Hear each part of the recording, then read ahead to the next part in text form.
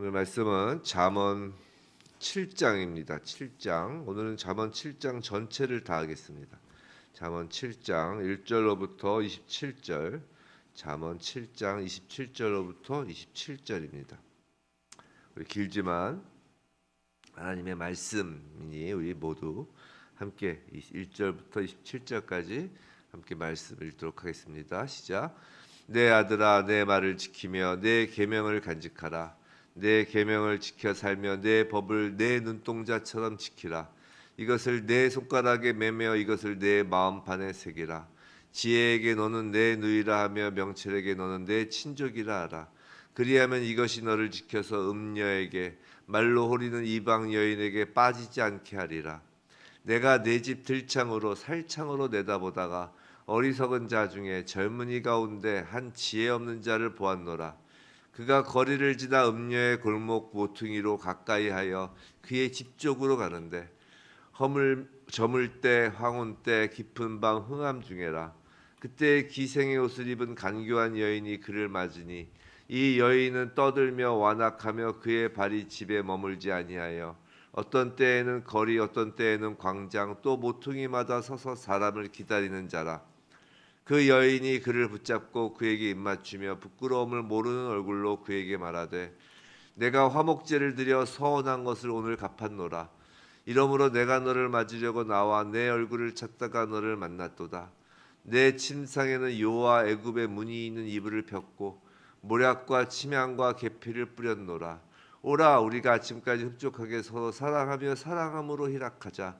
남편은 집을 떠나 먼 길을 갔는데 은주머니를 가졌은즉 보름날에나 집에 돌아오리라 하여 여러 가지 고운 말로 유혹하며 입술에 호리는 말로 깨물어 젊은이가 곧 그를 따랐으니 소가 도수장으로 가는 것 같고 미련한 자가 벌을 받으려고 쇠사슬에 매이러 가는 것과 같도다. 필경은 화살이 그 간을 뚫게 되리라. 새가 빨리 그물로 들어가되 그의 생명을 잃어버릴 줄을 알지 못함과 같으니라. 이제 아들들아 내 말을 듣고 내 입의 말에 주의하라. 내 마음이 음녀의 길로 치우치지 말며 그 길에 미혹되지 말지어다. 대저 그가 많은 사람을 상하여 엎드러지게 하였나니 그에게 죽은 자가 허다하니라. 그의 집은 수월의 길이라 사망의 방으로 내려가느니라. 아멘.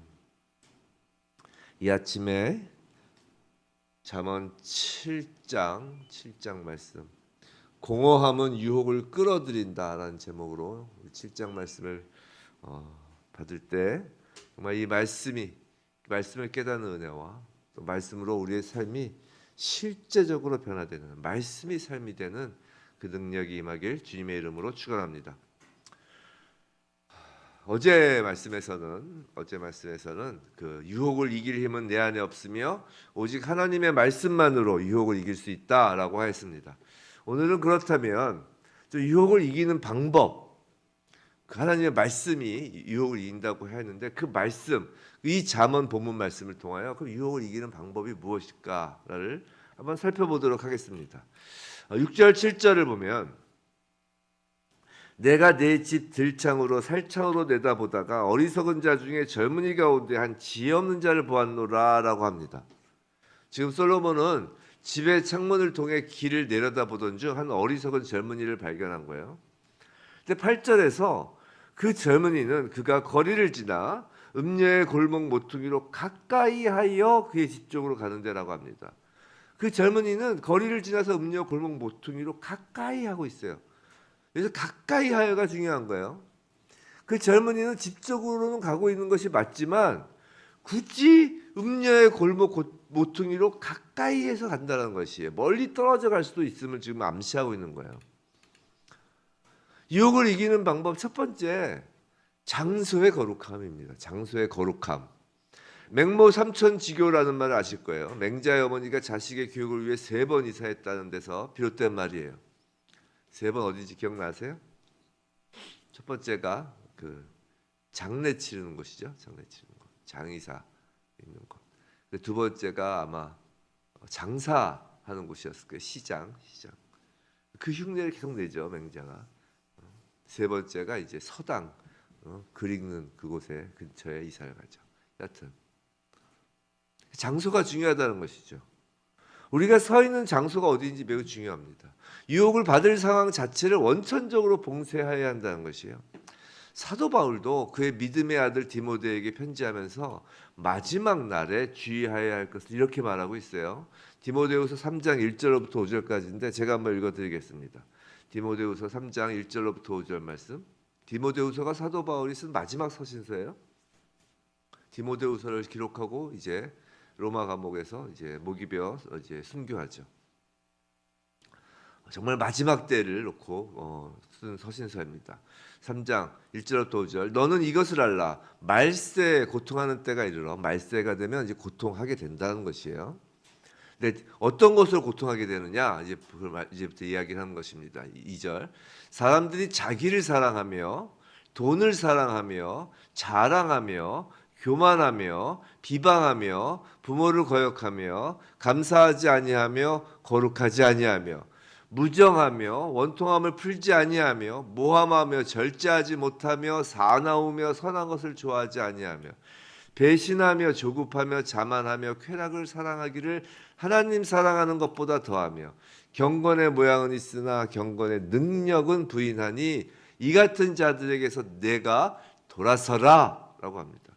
말세에 고통하는 때가 이르면 이 같은 자들에게서 지금 방금 그 읽어드린 디모데후서 3장 1절부터 5절 2절에서 4절까지 그 말씀들 경건의 모양은 있으나 경건의 능력은 부인하는 이 세대가 그 세대죠. 이 같은 자들에게서 뭐라고요? 돌아서라라고 해요. 성도 여러분, 지금이 말세라고 생각되지 않으세요? 말세에서 가장 중요한 것이 무엇일까요? 말세에서 그건 말세에 사단이 가장 열심을 부리는 것이 무엇인지를 알면 우리가 말세에 가장 무엇을 해야 될지 중요한 것을 알 수 있어요. 사단이 무엇을 열심히 하는지를 알면 이 말세에 가까울수록 끝이 가까울수록 사탄은 마지막 한 명까지 하나님의 자녀를 유혹하여 타락시키기 위해 최선을 다하는 것이에요. 사단은 끝까지 그 일을 최선을 다해서 합니다. 특히 말세가 가까울수록 그 일에 더욱 집중을 하죠. 말세에 그래서 하나님의 자녀가 가장 집중해야 하는 것은 신앙을 지켜내는 것이에요. 믿음을 지켜내는 것입니다. 이제 곧 영화로움을 입을 것이기 때문에 그때가 영화로움의 그때가 가까워왔기 때문에 그 우리의 몸을 그 마지막 순간까지 더욱 정결토록 지켜내는 것이에요. 유혹받는 환경으로부터 나를 철저히 구별하고 그 장소를 거절해야 하는 것입니다. 굳이 골목 모퉁이 가까이로 갈 필요가 없는 것이에요. 첫 번째가 장소의 구별이라면 두 번째는 시간의 구별입니다. 9절을 보면 저물 때 황혼 때 깊은 밤 흑암 중에라 라고 해요. 청년이 음료의 골목 모퉁이로 가까이 가는 그때를 지금 이렇게 표현하는 것이에요. 이때는 집으로 돌아가는 시간입니다. 내일의 삶을 위해 잠자리에 들어가야 할 때라고요. 하지만 그때가 되어서야 비로소 그 밤이 되어서야 비로소 길거리로 나오는 사람들이 있어요. 낮에는 내내 집에서 자다가 밤이 되면 길거리로 나오는 사람도 있다는 것이에요. 그때 활동하기 시작하는 사람들이 있어요. 그 대표적인 사람이 바로 음녀라 칭해지는 사람이라는 것이에요.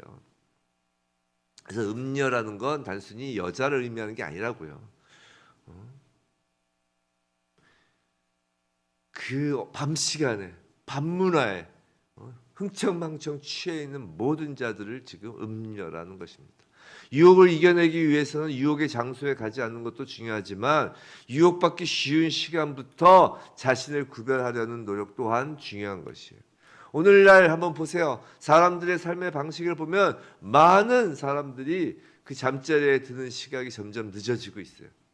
그로 인해서 아침에 일어나는 시각 또한 늦어지고 있죠. 물론 몇몇 사람들은 밤중까지 열심히 땀 흘려 일하기도 하고 또 일의 성격상 밤에 일해야 하는 성격을 갖고 있는 또 일이 있을 수 있어요. 야간에 예를 들어서 순찰을 도신다거나 야간에 예를 들어서 그 간호사 같은 분, 간호사의 직업을 가지신 분들 야간 당직을 쓰신다거나 이렇게 밤중에 일을 열심히 해야 하는 경우도 있어요. 하지만 그런 경우를 제외하고 대부분의 사람들은 밤에 움직이는 사람들은 길거리를 특히 헤매이며 다니는 사람들은 늦은 시간 술 마시고 흥청대며 음란과 방탕에 빠져드는 것이. 성도 여러분, 우리가 이렇게 아침에 일찍 일어나 예배를 드리는 것은, 그리고 이렇게 예배 가운데 하나님의 말씀을 받고 기도하는 것은 우리 신앙생활에서 매우 가치 있는 일입니다. 근데 이것이 말씀을 받고 기도를 하기 때문에 가치 있는 것일 뿐만이 아니라 우리 삶의 패턴을 어둠이 아닌 빛을 향하도록 하는데 무척이나 도움이 되는 시간이에요. 이 새벽을 깨우는 자가 밤 늦게까지 방탕할 수는 없기 때문이에요. 새벽에 일어나서 새벽 예배를 드려야 하는데 밤에 1시, 2시까지 술 마시고 방탕하게 생각할 수 없다는 것이죠. 새벽 예배는 우리의 신앙을 우리 신앙의 삶을 기초부터 단단하게 하는 매우 귀한 시간입니다. 그래서 새벽 예배에 하나님의 은혜가 있는 거예요. 그런데 한번 생각해 봐요. 왜 그렇게 사람들은 밤늦게 이곳저곳 유혹이 넘치는 장소를 기웃거릴까요? 우리 오늘 이 여인의 모습에서 그 원인을 한번 찾아봤으면 좋겠어요. 11절, 12절 한번 보면 이 여인은 떠들며, 자, 음녀의 모습을 한번 봐요. 이 여인은 떠들며 완악하며 그의 발이 집에 머물러 있지 않습니다. 팍 떠드는 거예요.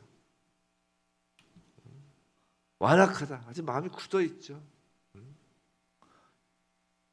마음이 굳어 있다는 것은 하나님에 대해서 마음이 굳어 있는 거예요. 그냥 발이 집에 머물지 않습니다. 그냥 막 왔다 갔다 해요.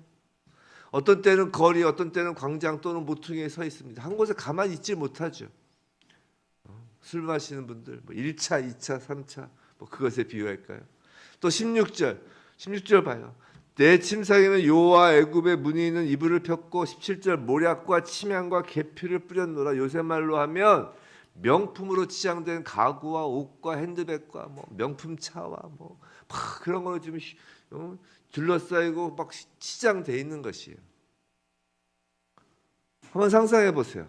막 떠들고 완악하고 막 한 곳에 있지 못하고 발이 집에 머물지 못하고 진득이 있지 못하고 이 거리 저 거리, 어떤 땐 광장으로 어떤 땐 골목으로 막 손에는 막 그냥 팔걸이, 목걸이, 귀걸이, 명품 옷을 시위하면서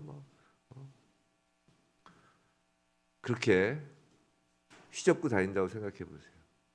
어떤 느낌이 드나요? 이 음녀의 모습에서 경박하고 무절제하고 공허한 것이 느껴지지 않으시나요? 성도 여러분, 왜 사람들이 육체적 쾌락을 추구하고 물질이나 권력을 손에 쥐고자 몸부림을 치는지 아세요? 왜 밤거리를 헤매고 떠들며 막 다닐까요? 막 떠들고 막 사람들이랑. 그건 공허하기 때문이에요. 오늘날 이 시대에 분명히 물질 문명은 발전하였습니다. 분명히 보고 듣고 즐길 거리는 풍성해졌어요. 그런데 이상하게 우울증 환자는 이전보다 더욱 늘어납니다. 왜일까요? 공허하기 때문이에요. 공허하기 때문에 그 우리의 그 공허함, 그 빈 공간을 유혹이 비집고 들어오는 거라고요. 아니 어쩌면 그 공허가 유혹을 끌어당기는 거라고요. 근데 사단의 유혹이 들어오죠. 유혹으로 들어오는 그 죄, 사단의 유혹으로 죄가 우리의 공허를 비집고 확 들어올 때 그 죄는 더욱 우리를 공허하게 합니다. 죄의 본질이 바로 공허잖아요. 우리 창세기의 창세전의 모습, 혼돈, 무질서, 그 다음에 공허, 허무, 흑암 이거잖아요. 죄의 본질이라고요. 죄의 본질이 공허이기 때문에 죄를 행하면 행할수록 더욱 공허해지는 것이에요. 사랑하는 성도 여러분, 그럼 인간이 왜 공허할까요? 인간이 왜 공허할까요? 한번 깊이 생각을 해보세요. 그냥 인생 무상이다. 어차피 죽으면 끝이다. 그래서 공허할까요? 왜 죽으면 끝이라는 그 공허함을 느낄까요? 인간이 공허한 이유는 하나님의 그 기준으로는 인간이 전 우주보다도 더 크기 때문이에요. 인간의 공허함은 인간이 아무것도 아니기 때문에 공허한 것이 아니라 그건 사탄의 그 거짓말이고요. 인간이 오히려 전 우주보다 더 크기 때문에 공허해지는 거라고요. 인간을 하나님은 다른 모든 피조물을 다 합친 것보다 사랑하십니다. 그렇기 때문에 하나님 기준으로는 인간이 전 우주보다 더 큰 거예요. 그래서 인간은 전 우주의 모든 금은보화, 뭐 이 지구상의 금은보화뿐만이 아니라 전 우주의 모든 금은보화, 지구와 모든 행성을 가진다 하여도 공허하게 된다는 것이에요. 우리가 훨씬 더 크기 때문에, 우주보다 더 크기 때문에 우주를 우리가 소유한다고 해도 우리는 공허해진다는 것이. 인간의 결핍은 그 무엇으로도 채울 수 없다는 것이에요. 인간의 결핍을 채울 수 있는 것은 오직 인간보다 더 큰 것으로만 채울 수가 있어요. 그것이 무엇일까요? 그게 바로 예수 그리스도라는 것이에요. 하나님으로만 인간의 공허는 채워질 수 있도록 하나님은 인간을 창조하신 거라고요.